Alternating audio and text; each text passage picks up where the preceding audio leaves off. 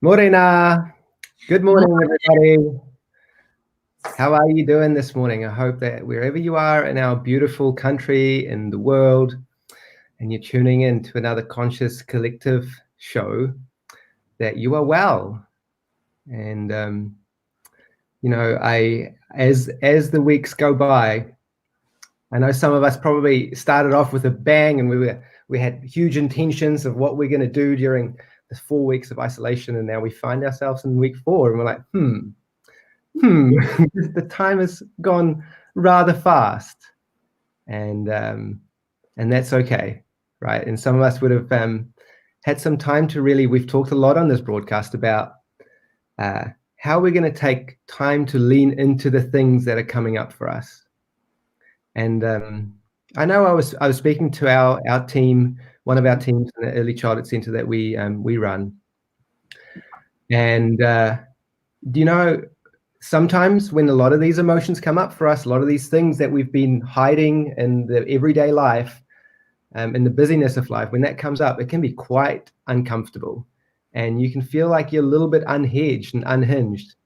And I want to just reassure you this morning that that's all part of the process, and that when your construct gets a little broken and when things feels a little bit out of hand, that you are in the process of building something new. And we've spoken to so many of our guests who've said it's the rupture and the fracture in the muscle that makes it stronger. It's the breaking and the rebuilding of the vase with the golden threads that makes it more beautiful.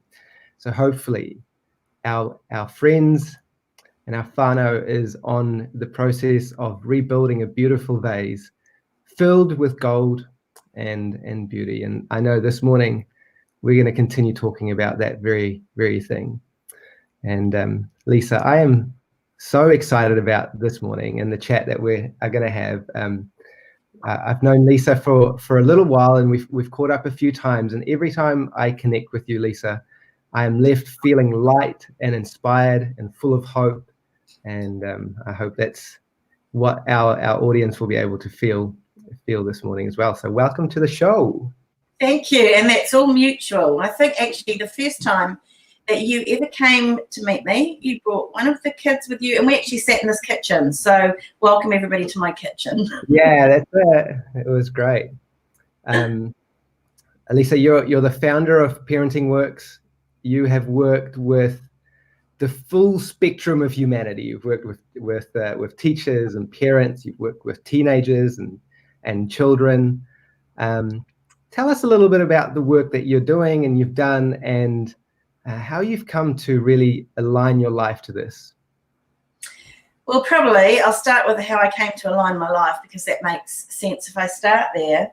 I wasn't born in New Zealand. I was born in England, came here when I was 10. I'm a mad keen genealogist, so it was great fun discovering the roots that I've come from, which probably explains a lot, because I don't know if you ever saw a program called My Big Fat Gypsy Wedding. Oh, yeah.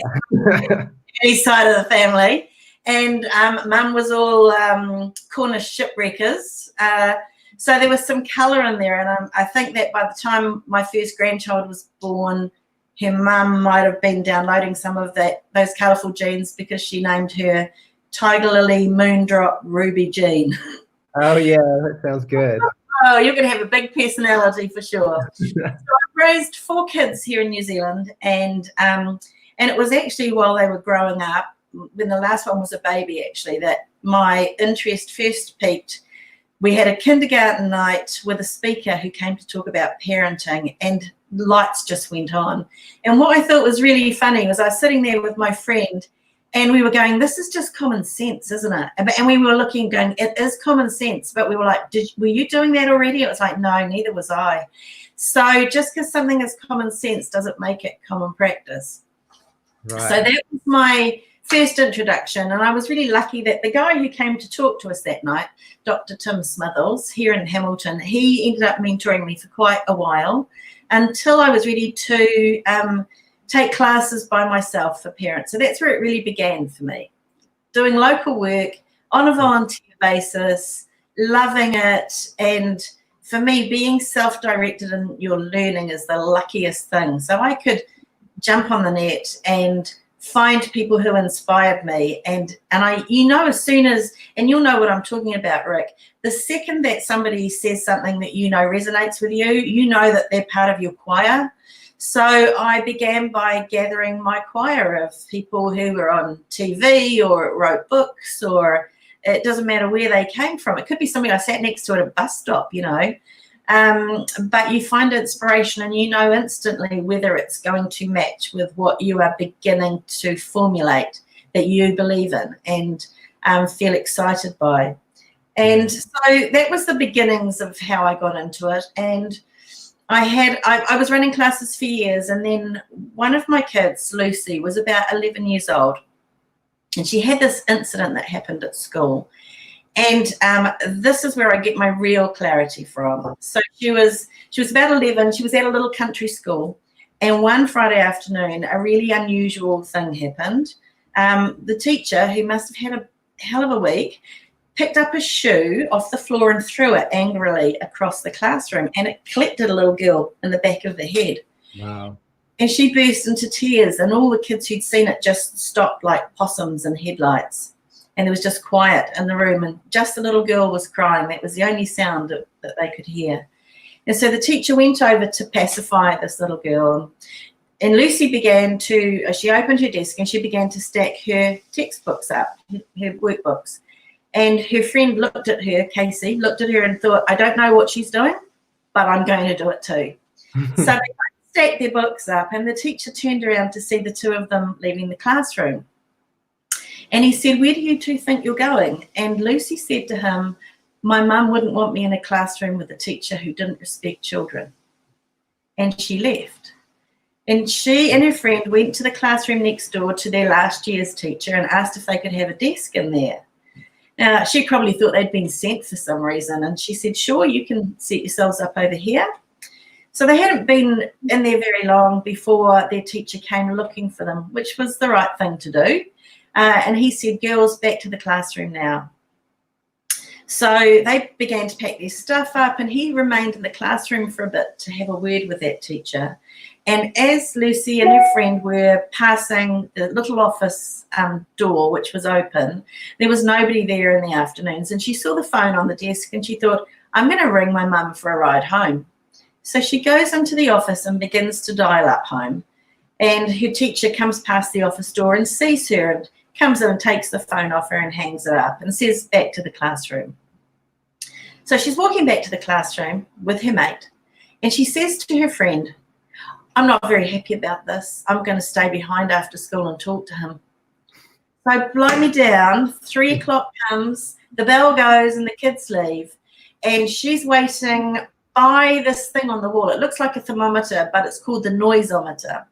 And so the teacher is drawn in different levels of noise, and he'll often say, come on guys, it's up to here, too loud, here, settle down. So she waits by the noisometer, and he sees her, and he says to her, did you want me for something, Lucy? And she said, yes, I did. I wanted to tell you something. Did you know that you shout at us a lot? And when you do, the noise is up to here on the noisometer, and that's a double standard. And he said to her, well, Lucy, there are children sometimes in this class that make me shout. And she said, nobody ever makes us do anything. We've always got a choice. So anyway, I'm a mum at the gate that day. All the kids are coming out. They're all a bit wired. The kids that are coming out of her classroom, they seem excitable about something. And in the car on the way home, Lucy tells me this story. And, I'm probably a bit ashamed to admit it, but I thought, oh, this sounds like a little bit far-fetched, a little bit of an exaggeration, because I have no idea that Lucy's got this in her for this conversation, let alone the courage to have it. So we have afternoon tea, and then I think I'll ring a couple of my mates who've got kids in that class. And sure enough, they've heard the exact same story, word for word, and I'm amazed by this story of magnificent wisdom that's come out of an 11-year-old. And I think about the two things that has taught me. And the first one is that even as adults, we're not very good at dealing with things as they happen. You know, we go home, we stew about things, we kick a cupboard shut, we curse a bit, we unleash it all on the poor souls we live with who've got no way of helping really whatsoever. And we just sort of get over it enough to get on with life. But we haven't really sorted it. We end up leaving sort of a knot in our stomachs about it, and which is really bad for our health. So I thought, right, here's a lesson for me. I probably got one or two things that I could clean up, and the sooner the better, so that it doesn't fester. So that was the first thing I learned from Lucy that day. But the second thing, and this is the really big thing for me, is I realised something. She couldn't have spoken up for respect for children that day unless she knew what it should look like and what it should feel like. And if we give that to our kids, all kids, then it becomes like a compass that they can use for their entire lives. They will use it to decide on who they let in and who they let go of, because they will always know that they deserve the good stuff. And so that story is now, you know, 20, I don't know how old is that story. That story is 21 years old, or just over, probably 25 years old. I'm no good at maths. That's why I'm not a maths teacher. 25 years old. I am amazed at what that story has brought into my life, because it doesn't matter whether I am coaching one-to-one, whether I'm coaching fabulous parents who just want a little bit of tweaking to help with something at home, or whether I'm working the much more challenging end where people have had decades or generations of struggle in their family and they have no idea where to start because they never got given a compass, you know, for themselves. That's the thing. The thing is about helping those who work with kids and live with kids, show them the compass. So for me, you know, we are so lucky at the lessons that can come from our children. Yeah, absolutely agree. I remember. Oh, sorry, keep going. No, I was just saying, and that was really the beginning for me of committing to this for a lifelong career. I remember asking Penny at the very beginning of our broadcast here on Conscious Collective, like, who do you think, you know, who's some other names that I should kind of connect with or bring on to interview? And one of the first names she gave me was your name. And she said the reason was, I think she said, if people can learn to see humanity, the humanity of all people, regardless of socio-demographic, gender, or race, the way that Lisa does, we would have a transformed world. Oh, Pen, I love you so much. And it's coming through exactly what you're talking about. And I noticed the unrelenting love and belief in the goodness of humanity that you do have and you do carry. The most recent work that you've been doing has been working alongside whānau who may have been identified as needing extra support from different agencies, whether it's Oranga Tamariki or other social agencies or just even early childhood centres. And you've definitely seen some amazing stories and success in that space. What do you think you're doing differently in that space than some of the initiatives that may not be as effective? Okay, great question. Well, the work they were child, youth and family when I started, the Oranga Tamariki now, but the work started with them probably about 10 or 12 years ago. I was asked if I would come and do some work with a mum. It was a rural area, quite remote. There wasn't a lot of services around. So they asked if I would work with this mum, and I had to be honest. I was like, I'm not sure. I'd heard that she had harmed her child directly, and I thought, I'm the sort of person who cries when I see child abuse stuff on the news. How much use am I going to be to her? And they said, look, we're really desperate. Could you just meet her? And I said, yeah, sure, I could meet her. And maybe she could see if she wants to work with me, and I could see if I could be a soft place for her to fall. Because if you can't be a soft place for people to fall, you're of no service to them. Can you tell me what does a soft place mean for you? I conjure up images and I understand, but what does that mean? Well, first of all, zero judgment. That's the most important thing.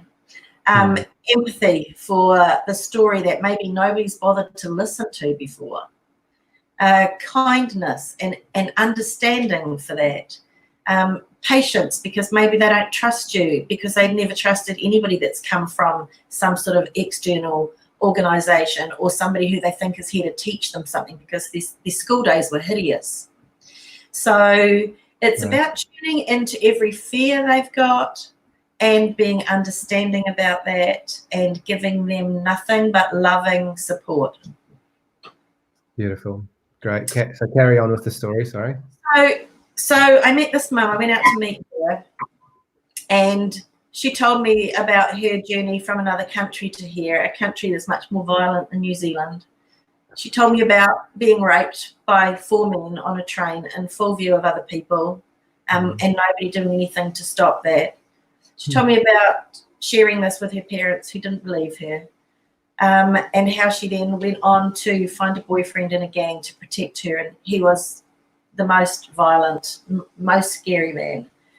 So she had been traumatized and re-traumatized, and she'd ended up harming her children. I won't go into any more details on that story, but what I realized was everybody has a backstory. And and it doesn't matter how hideous you might think the crime is that they've committed, there is always a backstory. And when I realized that, I thought, absolutely, I can be a soft place for somebody to land, anytime, because if I remember that they have a backstory that's really different from mine, and my job is to be present to that and help them heal from that. I think that's quite a big thing for me. I would never just arrive with a program in a family's home. It's not about delivering something I've prepared. It is about going and being really present and working at the pace that they need me to. And I'm really lucky that Oranga Tamariki has really trusted me. If I say, look, we've done 5 weeks, I haven't talked about parenting yet, it's because the first thing to do is to start healing the grown-ups. You can't give a broken grown-up tools to use. You have to heal the grown-up. And begin by, I had one koro that I was working with. He was the grandfather of 5 kids, and he had them in his care. And we did a lot of work together. Initially, I was far away from who he thought he might want to work with. I was the wrong gender, I was the wrong culture, I was the wrong age group, everything. And then so I would turn up for the first 3 weeks, and he would either not open the door even though I know they were home, or he would open the door a crack and talk to me on the doorstep. But one day, I think it was about the 4th visit, he said, oh, no, I've got visitors. I said, oh, well, I've just bought you some feed jars. Must have been the same time of the year. I'm giving feed jars away again at the moment. I said, have you got time just to sit out here for 2 minutes with me on the doorstep? And that 2 minutes was the day that it all began to change. So I think patience is really important, and understanding that if somebody is not willing to step forward, it's not because they're difficult or non-engaging. It's because they're scared, because something before has not worked well for them. So my job is to help them move from the place of fear to the place of love, and then we can do the good work. I do love what you're saying, because you talk about non-judgment, which is tough, right? Like, we are so wired to, our brain so quickly puts people into categories, and but it's just a habit. I think it's just a habit. I think we judge people out of habit. We're surrounded by it. Gossip magazines, and you already want to know what the celebrity goss is, and it's like, oh, you'll never guess what, I've got something juicy to tell you. We've got a lot of that around us in our culture, and if we decide we are happy to move away from that and to start looking for the good, or to start being willing to say something positive when others in the conversation that we're in are not, when they're on a different track. I know my dad, I don't know what, I had a moment there where my dad dropped into my head. Thanks, Dad. He used to have this thing where if people were having a bitch about somebody, he would just go, oh, that's interesting. They always say really lovely things about you. And it would just stop it in its tracks. So maybe that's where it began for me. I love that. Yeah. I think the judgments that we cast on others is generally the judgments we cast on ourselves. You know, True. the idea of self-judgment. When I look at someone and I judge them to be less than worthy or less than good or less than capable or whatever, I think what I'm saying is that, oh, if I ever had those characteristics, I don't think I could be loved, or I don't think I could love myself. And so it kind of comes, I think, the more self-love we have, the more deep acceptance we have of every part of our shadows and every part of our life for ourselves, the more we're showing up to the world in a place of non-judgment. Because if you don't judge yourself and you love every part of even those parts that you are ashamed of, then it's going to be very hard to judge anyone else. Yeah, I think it can be a habit to judge yourself, and then it's obviously a habit to judge others that's connected to it. I think you're right, they're contagiously matched. Yeah, so we're talking to a lot of early childhood teachers that's watching today, and I know in my experience, many of the teams that we'd be working with will be working with children and whānau who may come from a background that are less than ideal. And right now, you know what I see often in classrooms is there are generally 1 or 2 or 3 or 4 children who get 80% of the energy of the teachers because of the behavior difficulties, and they just kind of like at a loss as to like, where do we even begin to support this whānau? I don't think it comes from like not a desire to want to help. It's just feeling a little lost as a team as to how to support whānau. Well, there's two parts to that for me. One is, how do we support the child that's with us during the daytime? And then there may be, how do we support the family if they're looking for answers? And, you know, lots of families aren't looking for, or they look like they're not looking for answers because they feel like if they ask for help, it makes them less than enough. So it's about being able to, you must make friends first. You just simply cannot start on anything until you have made friends with them. So it's about having some laughter together. You know, I'm huge on the importance of laughter, and workplace teams, and I run sessions on coaching about laughter and its importance. So same with when you're working with parents, there must be laughter in the relationship. That's not an unprofessional thing, or it's not a mucking around wasting time thing. It's an essential relationship builder. So being able to see the good that's in them before you start with what they're struggling with. You know, I know that when I think that koro that I was talking about, the grandfather who had the kids, the very first day I ever saw him, it was in a big hui meeting, you know, and I hadn't been introduced to him yet, but I was going to be that day. But I watched him from afar, and I'd already started to learn about him by watching him. So I noticed how adoringly the kids ran up to him and held his hand and looked up at him when they spoke to him. I noticed how he rubbed his hand over the top of theirs gently as he was talking to them. I noticed how he had this little twinkle in his eyes when the kids were getting up to mischief. He saw the good in them even when they were being rascals, you know. I saw a little furrow of concern when he worried about whether one of them was safe doing something.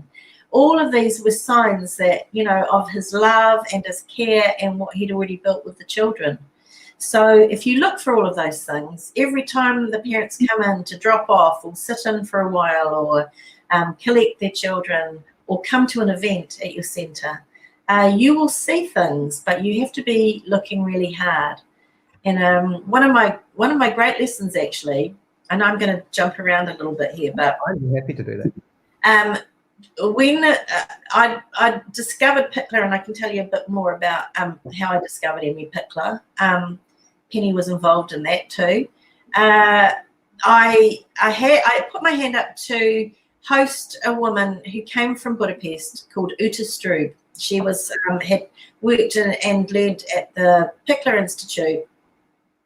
And she was coming to New Zealand as this very esteemed guest. And I said, I'll do the Waikato leg of her tour and organise parents' classes and some training sessions for early childhood staff. And she said to me, when she got to my house, she said, I would really love to go and visit a centre that I hear that you're really big on it in the Waikato area. Have you got a centre I could visit? And it was early days for us. This was a long time ago, but I knew there was one centre that had absolutely done their best at absorbing everything they could get hold of and applying it.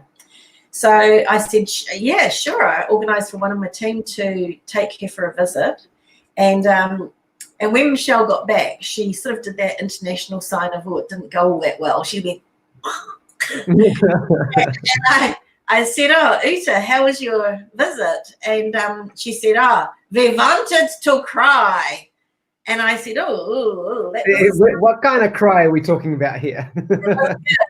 We wanted to cry. And I said, what was it that was so bad? And she said, we looked into the eyes of the babies and there was nothing there. Whoa. I was blown away by that. I was blown away by what she could see, which we were yet to learn about. It was one of those, that you talk about those key moments where you get hit by a bolt of lightning. It's like, I want to see what she sees when I look at a baby. I want to learn about that. And what I've discovered is actually it's not just babies. You can look into the eyes of an adult and know exactly the same thing. So eyes should be shining if there's good stuff going on the inside. So I look for that in the adults that I work with. And when they come to me through oranga tamariki, they've rarely got shining eyes when we kick work off. But to see the eyes start to shine as we progress, that's part of the magic. That's what I'm looking for. Yeah, 100%. I've got a couple of comments that I'll just bring up here because I think it's super relatable. Just talking about relating to our last webinar, the way you see the world is the way that the world sees you. And what you're talking about is seeing the gold, right? Seeing the gold in everyone. This is another one. It says loving the magic in everyone. And it's when you look for something, right? When you have the lens of that there's magic in every single person, and that there is gold within them all, and that we are all humans doing the best we can with what we've got, and that we all have a longing to be enough. We all have a longing to be enough for those around us, to be enough for those. And this is a whole lot of programming and trauma that sometimes squashes that around. I feel like it's easier to sit in patience and wait for the unraveling of the gold, the unraveling of the flower to come as you give it permission to evolve. And so it seems more than tools and tricks and the bag, and those are great, right? We've already covered some of that in our broadcast, but more than that is actually just being in relationship and being love. Yeah, it sounds too simple to be, this great revelation, but the relationship it's what it's all about. It's what it's always been all about, and it's what it's always going to be all about. So, I said about we need to do something for the children and for the parents. One of the things that I've done on the journey is embrace the Virtues Project. The Virtues Project has got beautiful language and beautiful words and beautiful understandings. And what I became really clear of as I was playing around with the virtue stuff, which for people who don't know, virtues are the qualities that we would all probably aspire to have, like integrity and kindness and patience and caring. And what I realized is that all the unwanted behavior in the world is maybe just an overdrive virtue. So aggressiveness is maybe assertiveness that wasn't put on check. Or maybe if somebody just wastes all their stuff and gives it away and then has nothing, maybe that's just generosity and overdrive. But there's always a balancing virtue that can help bring that back into alignment. So maybe some responsibility with that generosity to keep things balanced. Maybe some gentleness with that assertiveness, to bring it back from aggression into just the assertiveness zone. So if you can see behavior that people might need to give up to be happy in their lives, if you start looking at it as just a virtue that went into overdrive as opposed to bad behavior, suddenly it all seems more easy and more doable, and you can be a lot more gentle in how you help them put the brakes on and bring that back, you know?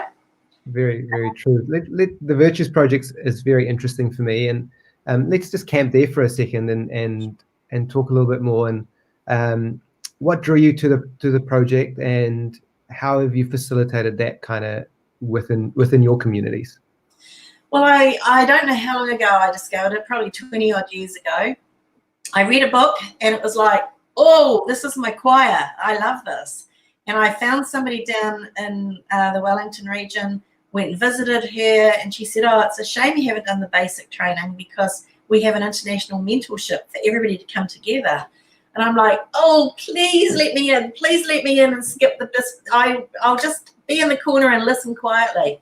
And she said, oh, I don't know. I'll have to see how they feel about that. Anyway, they let me in, which was great.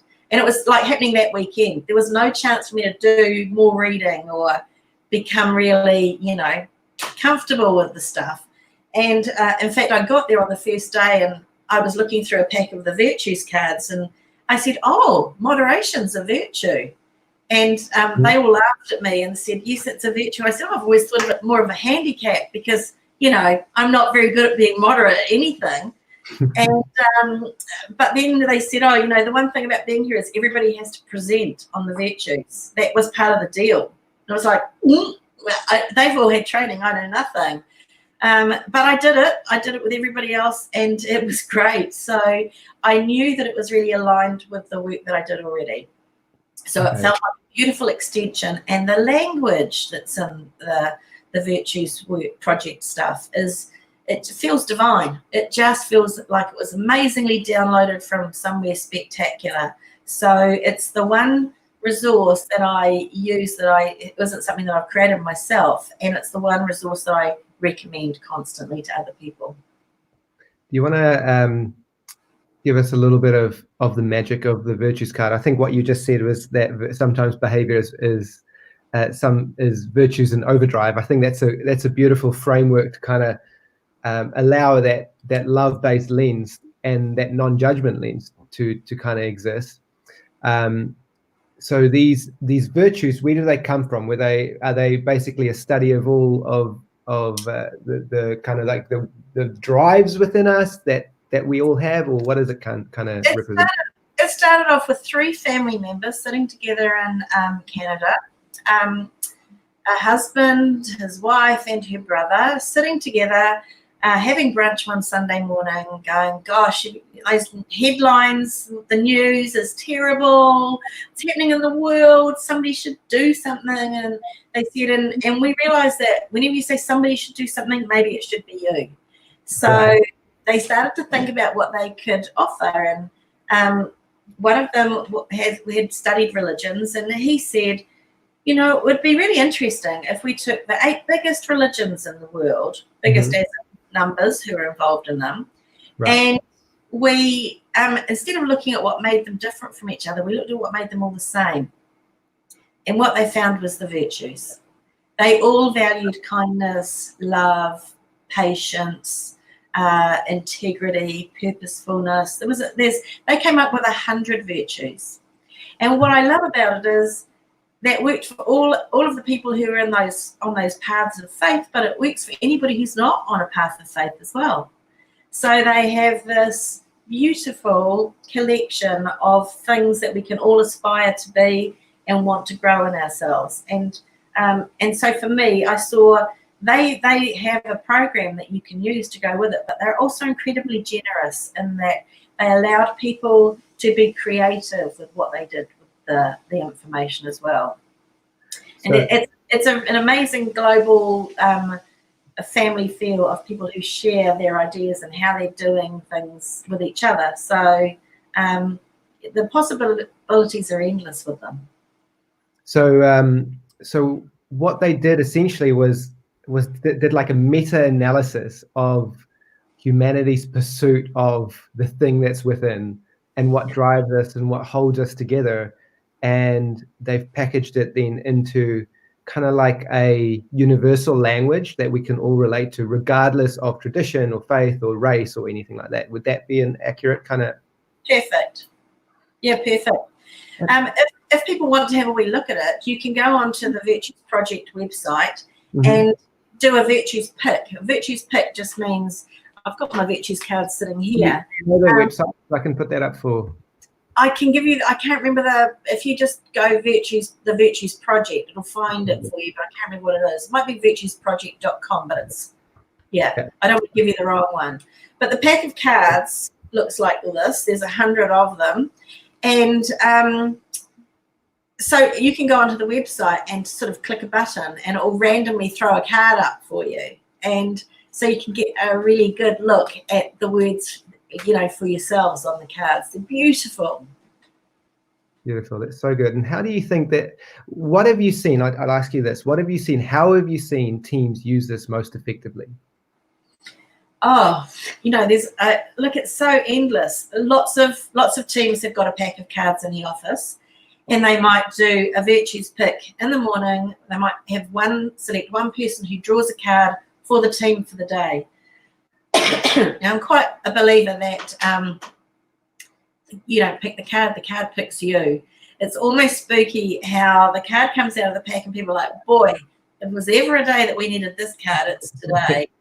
So it might be the card that you use for inspiration for how you go about your work for the day, or it might be that everybody draws a card and thinks about how that's going to be for them, not only at work, but in their personal life, because the beautiful thing about it is it overflows into all places.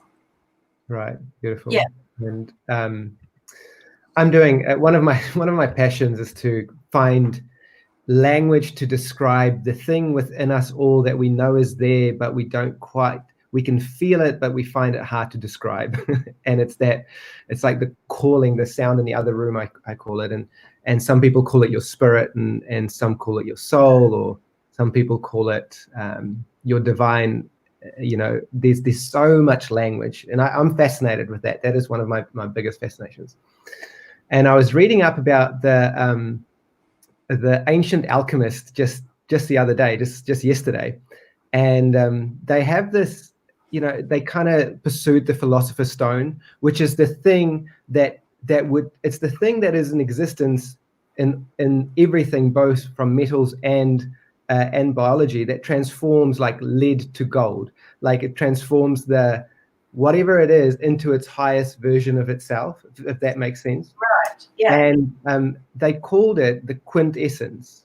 So, we then get the word quintessential from it, the quintessential self, which is what they would call the purest and the highest version that is hidden within the nature of all things. Okay? So just again, language. And I know for me personally, that is where I get so much of my strength and my the good essence of my life, the joy and everything. And it reminds me of in Te Whare Tapu Whā, one of the pillars is taha wairua, and our spirit, or the indigenous understanding of the spirit. And I wonder, and I know I'm setting this up long, but I want to give us a bit of a context. We talked a lot in the Conscious Collective here a little bit about the other pillar, which is the emotional and the mental self. But I do see people finding it a little bit difficult to enter into a conversation about, let's call it the spiritual self, right? Because maybe we've you just said, maybe you've got a resistance to that because you associate it with organized religion, or maybe there's another resistance. And so instead of actually engaging in this pursuit of the ancient alchemist to find the quintessential self, you tend to just disengage, and it becomes a void. But we know in the model, it's one of the 4 absolute pillars of well-being. Oh.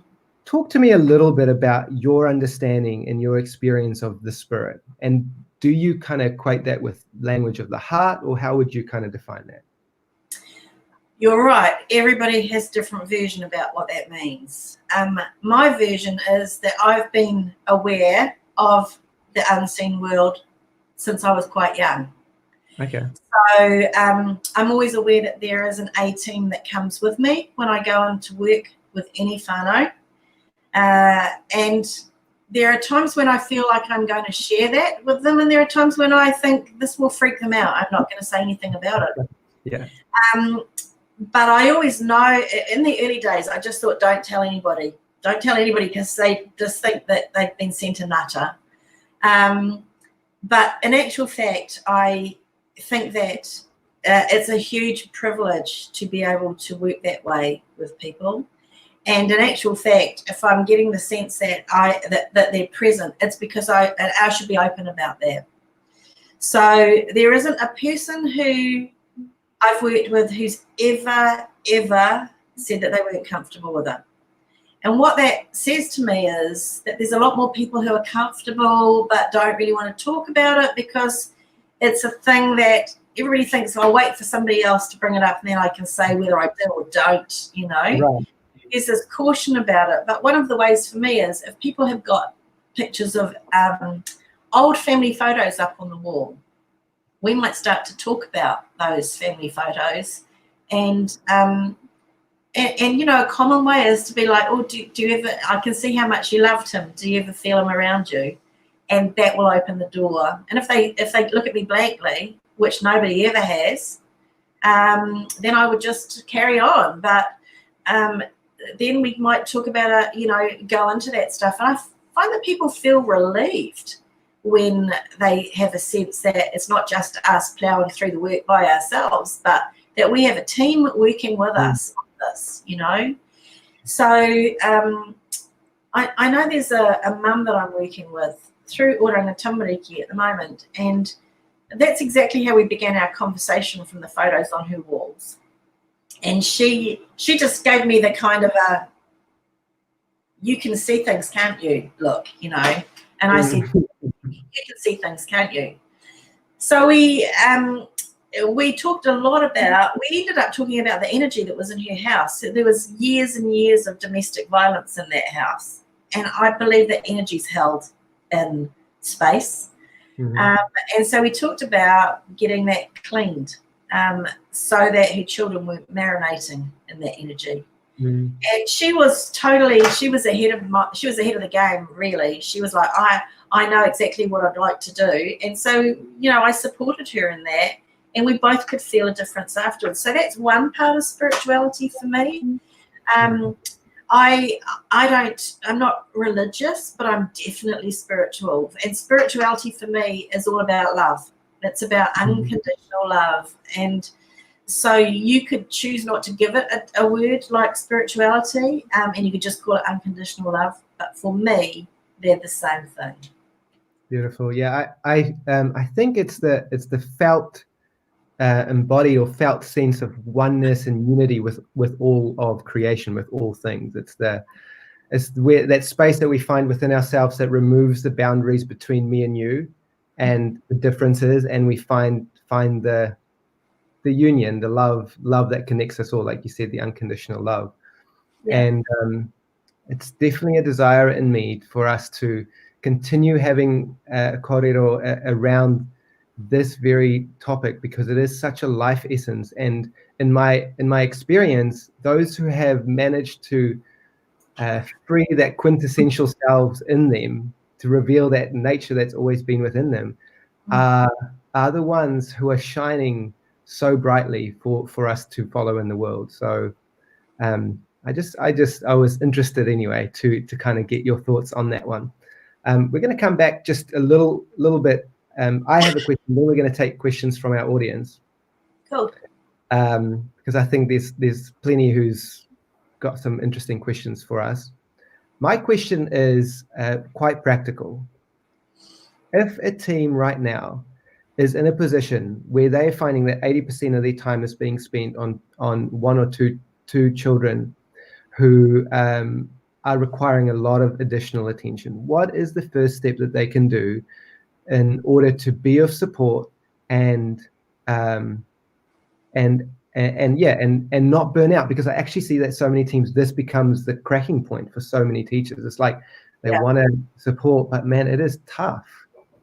I know anybody who feels like they're in a workplace role because they had a heart calling to do the job is usually at risk of giving every last drop of themselves to it. And I often think about how we take the tired leftovers home of ourselves to the people that really we love. They get our snappy end of the day version while we're giving the best out to everybody else. And so you're right, we have to balance that. So for the children who are really eating a lot of the time, first thing is like work as a team with the family. So invite them in. Say, look, we've noticed some things that we think you've said that you're struggling with at home. We're doing the same. Shall we all work together as a team? Have them come on in and you all talk. It's not like you're not teaching them anything. You're not complaining about their child. You are there as a loving team of people. And when you get home doing exactly the same as you're doing in your centre, then you'll often find that issues will start to, dilute themselves. I had a centre come to see me, which I really enjoy it when a centre has, something that's challenging going on, and they're like, we're not really sure what else to try. We've done all the things that we know. So I remember one centre had a little one who was biting everybody. And he also had this little technique where he would get his hand onto a child's face and get a handful and twist it. So they were stalking him all day long, basically, to protect other kids. And I said, well, have you started to wonder why he's doing it? What's the issue that's going on? Because it's not a problem. It's a solution to a problem for him. Mm-hmm. Right. So they said he's got rather delayed language skills. So I said, well, it's probably hard for him to make friends with no language skills when the rest of the kids have got some skills that he doesn't have. Mm. How does he find a way to communicate that he wants to be part of something and join in? And they said, well, actually, all the other kids run a mile when they see him coming in their direction.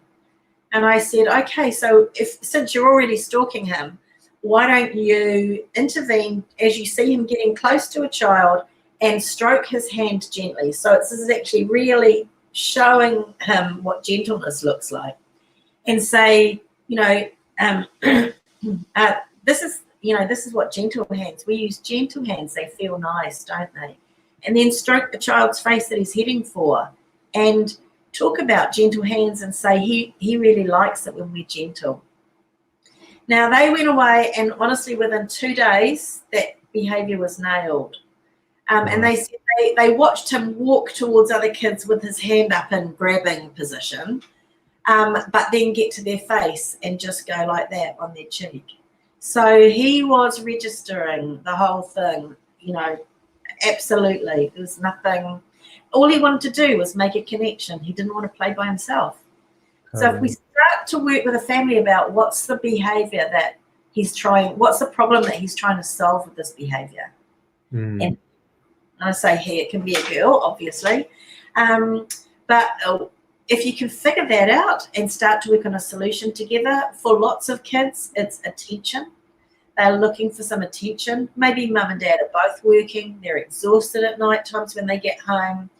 Maybe there's teenagers that are giving mum and dad a hard time, or just mum if you're just parenting by yourself, or dad if you're parenting by yourself. Maybe it's just been hard to make the time to be 100% present to this little person. And so maybe they just need some 100% present time. Mm-hmm. So then it's like, how could we help create that? Do you have any relatives that could take the others so that you can get a little afternoon date on the weekend with this little one of yours? Thinking about solutions like that and acknowledging to this little person that you understand what's going on for them. It's not about discipline. It's not about time-out corners or anything like that. It's about helping that child get what they were trying to achieve with their misguided solution. Yeah, I love what you're saying, that the behavior is a solution. It's not the problem. Yeah. And I mean, it's the same with grown-ups, Rick. It's the same as addiction. If you ever listened to somebody fabulous like Gabor Mate, he talks about the fact that an addiction is not an illness and it's not a weakness. It's just a solution to a problem. And totally. so it's generally solutions that to problems caused by trauma. Yeah, right. Absolutely. And it can be little traumas or big traumas. Every time that there's a little trauma in that little person's life, they're adapting to find a space where they can feel in control and feel safe. Because if it's not being provided by the adults in their life, they have to like adapt or die.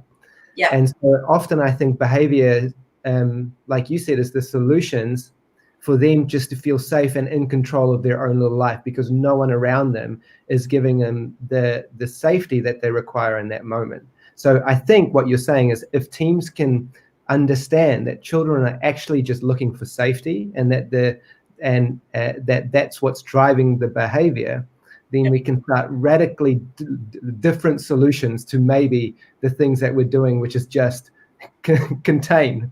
Like we treat it like the COVID virus, just contain and isolate, instead of actually bringing in love and safety and connection for that child. Connection is the big word, Rick. There's nothing worse than being invisible in life. So a child would much rather be doing some behavior that drives grown-ups nuts than invisible. And actually, it's not just kids, it's all of us, If I thought that I was invisible everywhere I went in life, I'm sure I'd start to do something disruptive to get the world to notice me. 100%. So, we're just the same as kids.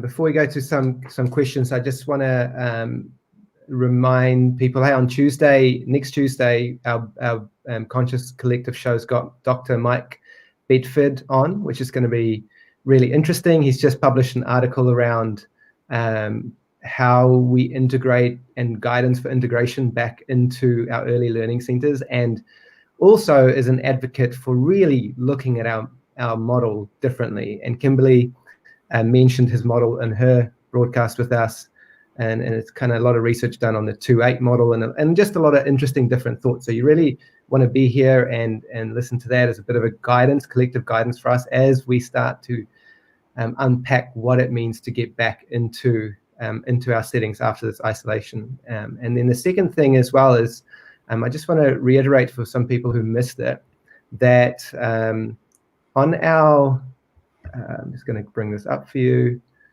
I think this is it. On our online platform, which is consciouscollective.talentlms.com and --catalog, if you want to go into that, we've uploaded all our professional development certificates for all our sessions that we've done, and you can go in there. We've also just, I'll click on Kimberly's session here, uploaded all the videos and broken them down into little kind of subcategories, like Kimberly Chris, why rituals are important, how to deepen children's play, rituals as the third teacher. So you can use this as a resource to work with your teams. Maybe you're doing some professional development, or you wanted to show your team at a staff meeting, hey, can we kind of reflect on this and use it as a conversation starter? That's why we're doing this, because I think this is so valuable. You don't have to go and listen to the whole hour broadcast. You can just kind of pinpoint yourself to that. So if you do want to be to have access to that, you can go to the this link over here, and it's just $10 for access to that. You get all 10 of our sessions, so not too bad. Okay, so we're going to come back. Where are we? Here we are. Up and down. And we want to answer some questions from our audience. I know a few's come in. Let's see. There was someone who asked. Sorry, so many questions that come in. I've got to.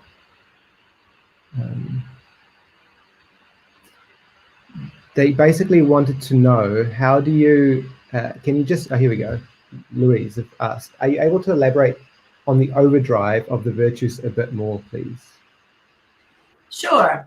So if I was really patient in life, so patient that I never minded going last for everything, soon enough people would, I'd almost make myself invisible. I'd be last on every list. And then I might start to feel a little bit resentful about that, right?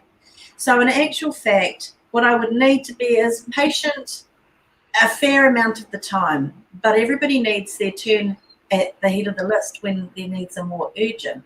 But if I didn't know how to get that, because I thought that I'd been taught that patience is a really important part of being polite, I might end up either crushed in my soul, my self-esteem, or I might just feel like a martyr or really resentful that I didn't, to use an old Norman Gunston term, get a fair suck of the salve. You know, the whole idea is that we moderate these every virtue that there is. So if you've got if you had unity as your virtue, that it's important for this family, for instance, to do everything together, nobody would ever get a chance to be an individual, perhaps, and show their shining light. And maybe you need both. You need the chance to be an individual and part of something. So for me, that's what that's about. If you pick any virtue out of the pack and you think, what if I did this in excess? What are the potential potholes of that? That will give you your answer. And sometimes people just think, but I thought that was me being a good person. And so that's why I really pummeled that in my talk with my children, that is an important part of how we are in this family. But what if we weren't moderate enough with that stuff? So it helps us reframe and allow all emotions to exist, all behaviors to be the full spectrum of behaviors, but to reframe and help reframe how to kind of behave in a way that keeps connection, I'd say. Yeah, I think the reframe word is the important word in there, that it gives us a chance to look at something instead of being a nasty issue. It's just like, well, it's just a virtue that went into overdrive. You know, let's just like pull back a little bit, dial it down from a 10, turn it into a 6 or a 7, and things will feel different. But the interesting thing to remember is there's always another card in the pack that will be the moderator. Right? So it could be the moderation card. You could say that is the cure-all. That's like the antibiotic that fixes everything, that brings everything, dials it down. But with gentleness, if you were so gentle all the time, you might become really timid. So courage might be your moderating card with that. You can be, you know, for me, one of the most beautiful combinations is when you see humility and nobility in the same person. I love that. I can remember an interview once with Willie Apiata after he won the Victoria Cross, and I thought there was nobility and humility on display at the same time, and what a beautiful combo that is. Yeah. So really it's about making combo deals out of virtues. I love that. That's so good. We've got one more question. Lisa asks, how does this compare to the Incredible Years program and their approach? Well, I can't really tell you because I don't really know the Incredible Years program all that well. The program that I've always run for families is one that I've developed called the Awesome Parents Program. There will be similarities, but there will be differences, I expect. For me, when I was training the team of people who had always worked with me to facilitate that program, the one key difference that I do know about was the length of training.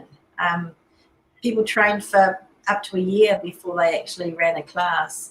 And I do think that it's possible to train somebody around what I would consider one of the most important jobs, is to take care of parents with a weekend's training or a 2-day or a 3-day or a 7-day training.